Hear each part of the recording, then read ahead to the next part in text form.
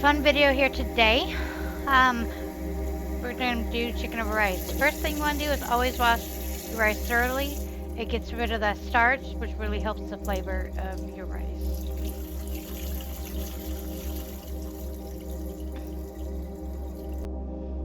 Alright, so I went ahead and put it in there. I'm going to add some distilled water, because you know me, I always like to cook with distilled water, especially if the food's going to absorb all the water.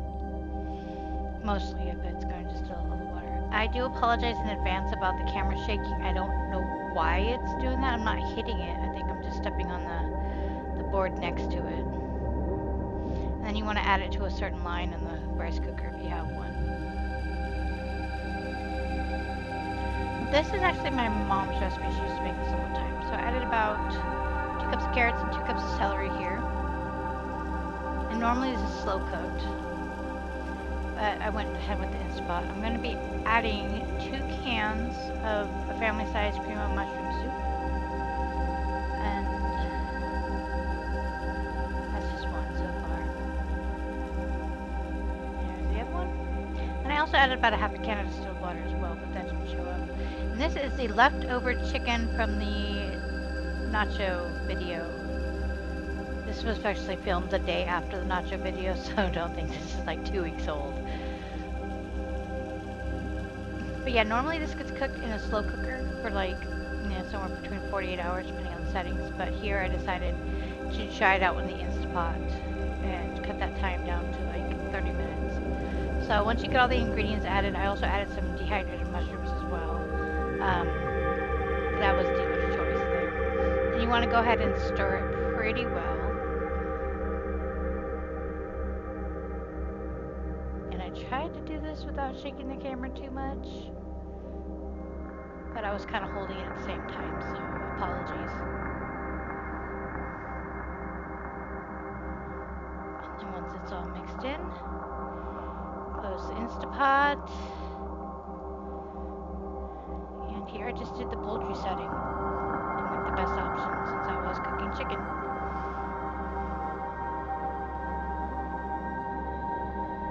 I'm just going to play with the settings because it's fun.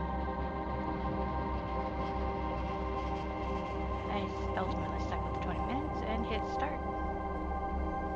And then the pressure build up and then it'll cook on its own.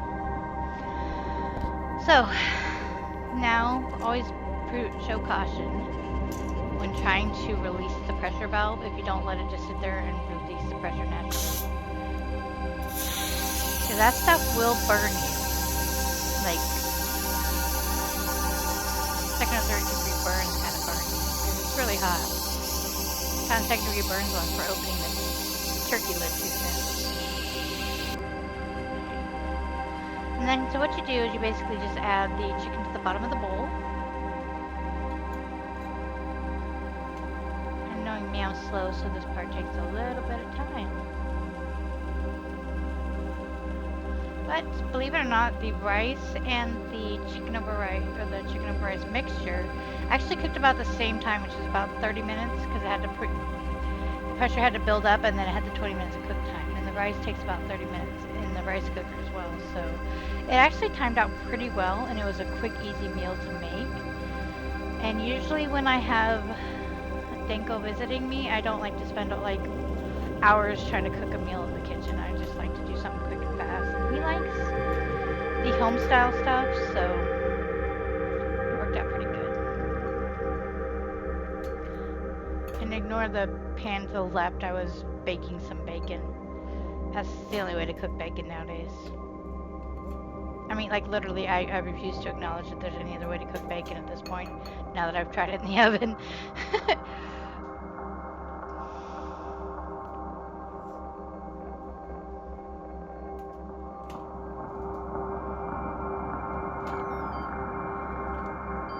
Once the steam has released, it is safe to open the lid.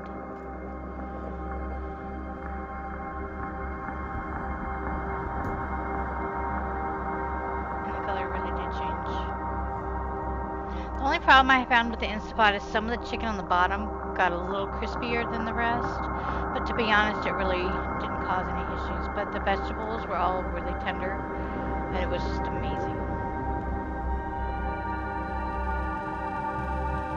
And when it's hot, it does get a lot more watery than it looked like it would have been when I first started. And then you just pour that right over the top.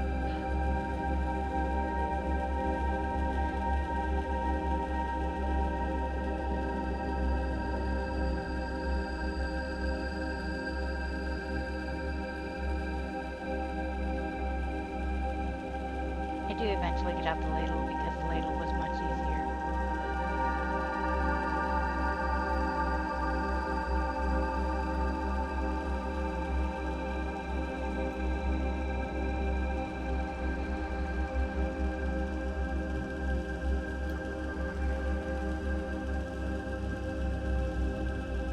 So if you definitely are looking to try a quick, easy, wholesome meal, even if you don't have an Instapot, to be honest, you can do it in a slow cooker just fine. I've done that way for years. That's how I've always done it, actually. Apologize for the noise there.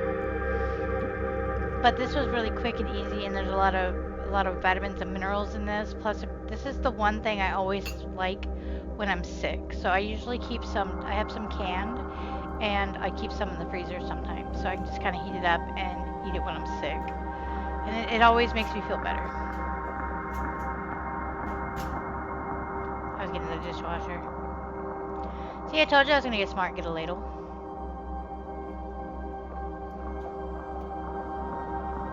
Yeah, I'm just playing with it, I guess. There it goes. Yeah, that works out so much better. Get a lot more juices in there, and then the excess water that's in it will actually get absorbed into the rice.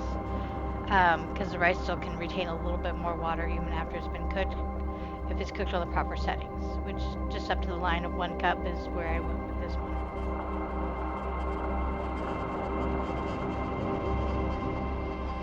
And that is basically it. I do apologize, I had another video, but it seemed to be corrupted, so I'm just going to add a picture at the end.